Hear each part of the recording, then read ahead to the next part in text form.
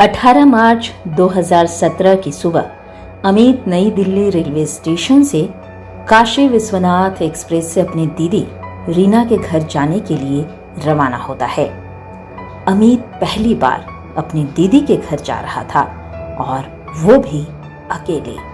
पहले तो उसको प्रतापगढ़ रेलवे स्टेशन ही उतरना था, जहां उसे उसके जीजा लेने आने वाले थे। मगर जब ट्रेन अगले 2-3 घंटे में ही प्रतापगढ़ जंक्शन पहुंचने ही वाली थी कि तभी उसकी दीदी का कॉल आता है। दीदी ने बताया कि अचानक तुम्हारे जीजाजी की तबीयत खराब हो गई है और वो तुझे लेने के लिए रेलवे स्टेशन नहीं जा सकते। इस पर अमित बोला, क्या दीदी, अब मैं इतनी रात को कहाँ जाऊंगा? अगर कोई साथ में होता तो कोई बात नहीं थी, मगर मैं तो अकेला हूँ। तब अमित की दीदी रीना कहती है कि तुम ऐसा करो, प्रतापगढ़ ना उतरकर अगले स्टेशन यानी दादूपुर रेलवे स्टेशन पर उतर जाना। वहीं सामने में ही मेरा दोस्त अजय रहता है, मैं उसे फोन कर देती हूँ, वह तुझे लेने दादूपुर स्टेशन आ जाएगा। साथ ही तेरा नंबर भी उसे व्हाट्सएप कर देती हूँ, वह तुझे फ़ोन कर लेगा। और रात को करीब 2-2:30 बजे अमित दादूपुर रेलवे स्टेशन पहुँचता है।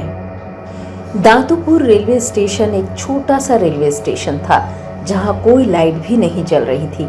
ऊपर से रात का अंधेरा उस जगह को और भी डरावना बना रहा था। अमित ट्रेन से उतरकर अपनी दीदी को फ़ोन करता है, ये बताने के लिए कि वो पहुँच गया है। उसकी दीदी कहती है कि अजय को फ़ोन कर दिया है, वो तुम्हें लेने भी निकल चुका है और थोड़ी ही देर में वो तुम्हारे पास पहुंच जाएगा, तुम उसका वहीं इंतज़ार करना। अमित अपने दीदी के कहे अनुसार वहीं बेंच पर बैठ जाता है और थोड़ी देर बाद उसे एहसास होता है कि वो उस स्टेशन पर अकेला है और भी दूर दूर तक कोई उसे नज़र नहीं आ रहा था। खामोशी और अंधेरा ही था, जिससे अमित और भी डर जाता है। आखिर वो अकेला जो था।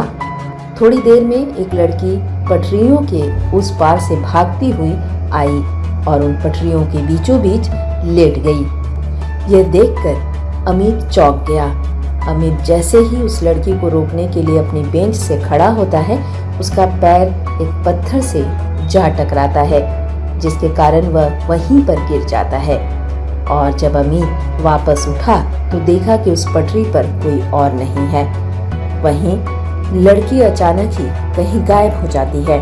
अब अमित और भी डर से कांपने लगता है। अमित उस बेंच पर वापस जाकर बैठ जाता है और थोड़ी देर में अमित को किसी की रोने की आवाज़ सुनाई देती है।